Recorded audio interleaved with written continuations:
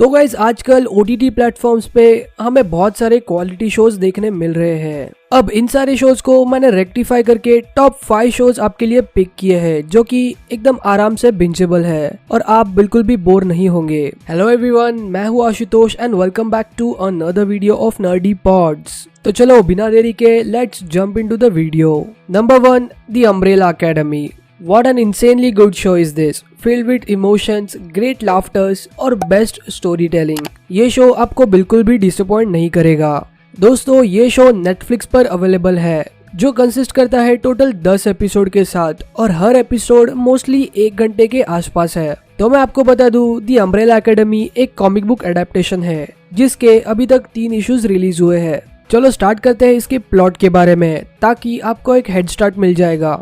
और guides trust me, इसका plot बहुत ही ज्यादा इंटरेस्टिंग है। ये स्टोरी है 7 बच्चों की जिनमें सुपरनैचुरल पावर्स है और ये बच्चे एक साथ एक ही दिन पैदा हुए थे ऑल अराउंड द वर्ल्ड। लेकिन वियर्ड बात यह है कि इन बच्चों के कोई पेरेंट्स नहीं है। पेरेंट्स क्यों नहीं है और ये बच्चे कैसे पैदा हुए ये मैं आपको स्पॉइल नहीं करूंगा, वो आपको शो को देख के ही पता चलेगा।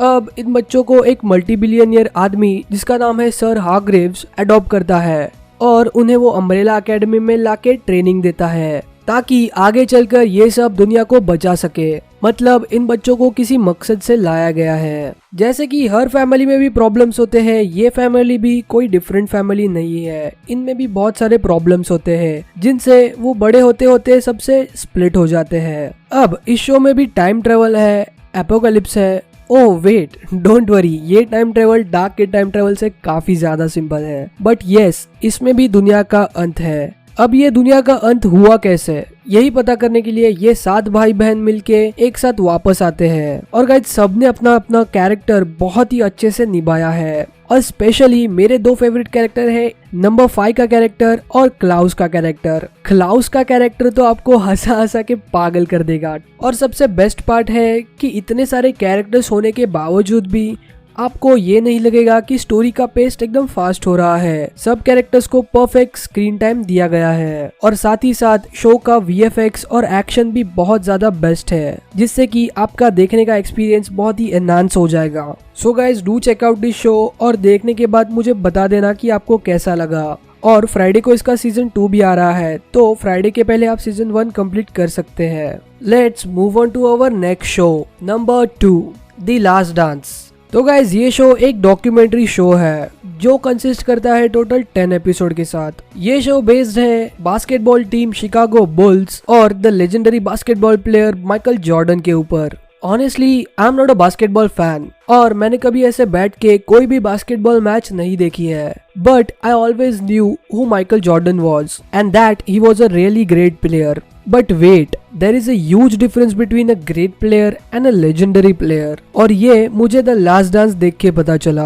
What it takes to be a legendary player like Michael Jordan। उस बंदे का passion, the mindset, उसकी energy and how focused he was to achieve something no matter what is just out of this world। ये मैं आपको words में बिल्कुल नहीं बता सकता। ये शो डॉक्यूमेंट्री जॉनरा में एक अलग ही लेवल पर प्रेजेंट किया है। और गाइस शो में मुझे एक और बात अच्छी लगी कि कुछ एपिसोड में क्रिएटर्स ने ऐसे बहुत सारे ग्रेट प्लेयर्स के बारे में भी बताने की कोशिश की है। Players like Dennis Rodman, Scottie Pippen and Steve Kerr. कैसे इन सब के कंट्रीब्यूशन की वजह से ही बैक टू बैक 5 चैंपियनशिप्स वो लोग जीते थे।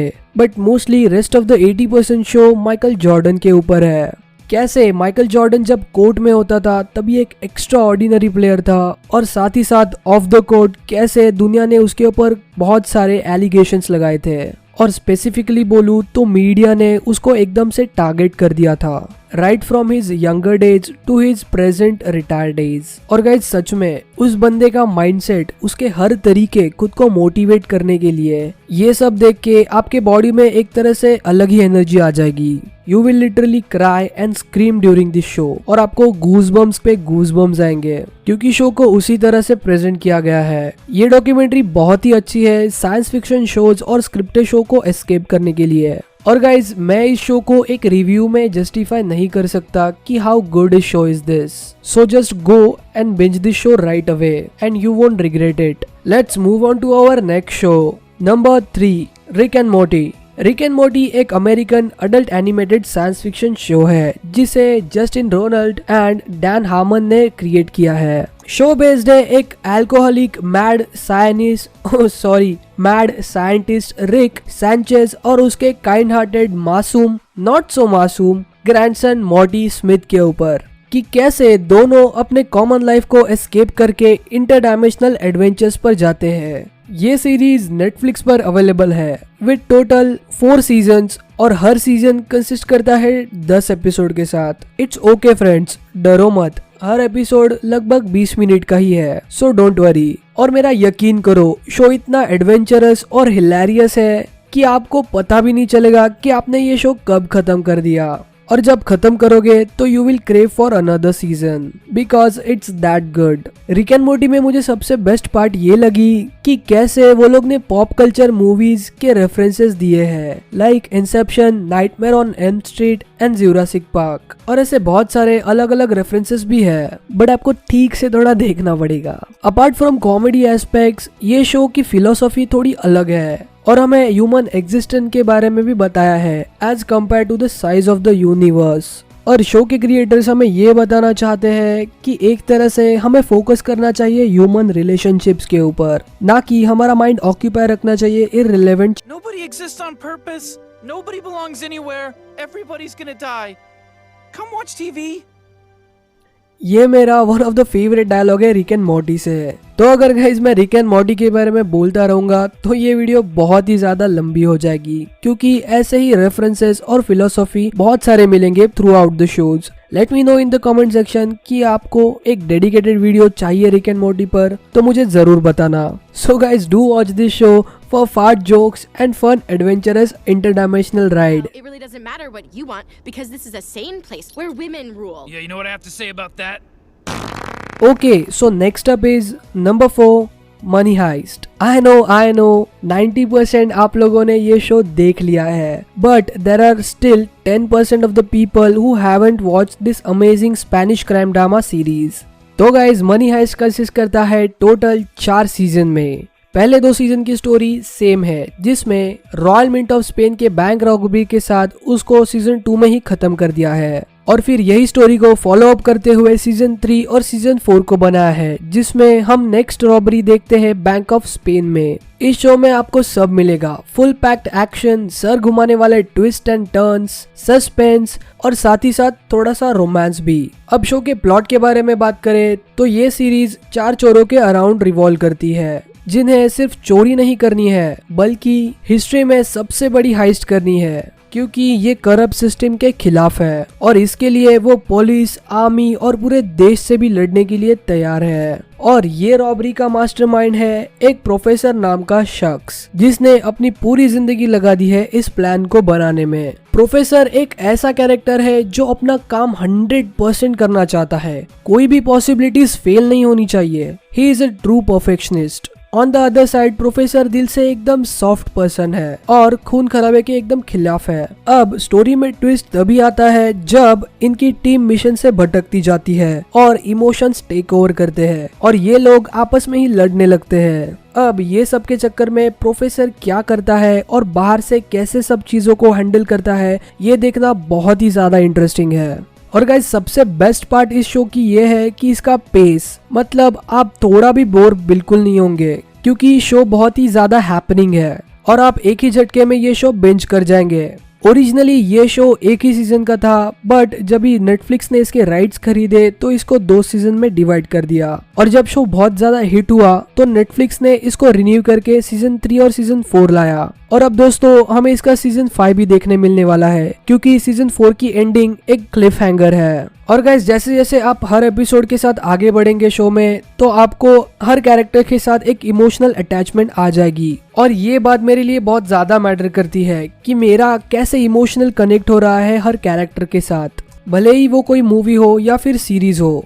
और ये सीरीज उस पॉइंट पे एकदम खरा उतरती है, और इसी कारण ये सीरीज आपको बहुत ही ज्यादा अच्छी लगने वाली है। तो गाइज इस सीरीज को बिल्कुल भी मिस मत करना, because it's worth the binge, जो आपका टाइम बिल्कुल भी खराब नहीं करने वाली। Let's move on to our last series, number 5, lost in space.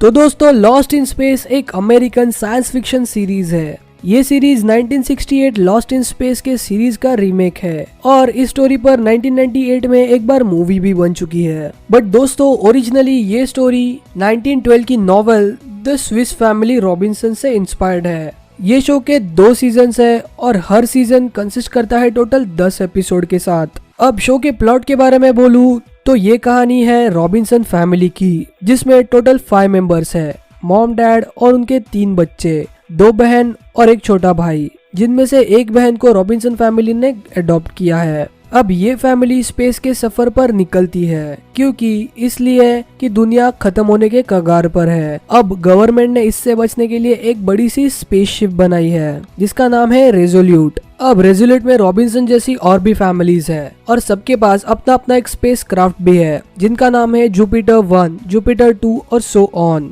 अब ये सारे सिलेक्टेड धरती के इंटेलिजेंस गिने चुने लोग अपने स्पेस के सफर पर जाने के लिए रेडी होते हैं ताकि वो एक अर्थ लाइक प्लैनेट पर जाकर ह्यूमैनिटी को एक्सटिंक्ट होने से बचा सके। अब इनके सफर के दौरान रेजोल्यूट शिप पर एक हमला होता है और रॉबिन्सन फैमिली एक अनजान प्लैनेट पर क्रैश हो जाते हैं। उनके साथ उस प्लैनेट पर और भी फैमिलीज क्रैश हुई है, लेकिन अब रॉबिन्सन फैमिली इस अननोन प्लैनेट पर कैसे सरवाइव करती है वो देखना बहुत ही ज्यादा इंटरेस्टिंग है। और रॉबिन्सन फैमिली का सबसे छोटा बेटा विल कैसे इस एडवेंचर पर एक एलियन रोबोट से मिलता है और कैसे उन दोनों में एक रिलेशनशिप बनता है वो भी काफी अच्छे से बताया है। और साथ ही साथ गाइज इस शो का डायरेक्शन और VFX बहुत ही लाजवाब है और बहुत ही रियलिस्टिक लगता है, जिससे कि आपके देखने का एक्सपीरियंस और भी बढ़ जाता है। और अगर आपको स्पेस एडवेंचर मूवीज या शोज देखना पसंद है तो ये शो आपके लिए एकदम परफेक्ट है। तो गाइज इस एडवेंचर को मिस बिल्कुल भी मत करना, ये एकदम बिंज वर्दी शो है।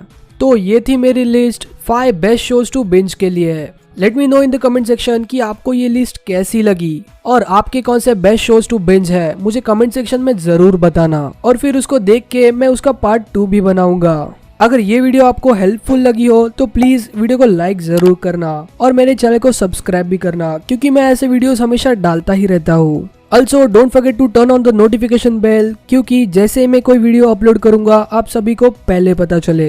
So that's it for today guys. Hope you enjoyed the video. Thank you very much for watching and I'll meet you in my next video. Until then, keep smiling and stay safe. Peace. You miss your fart friend, huh?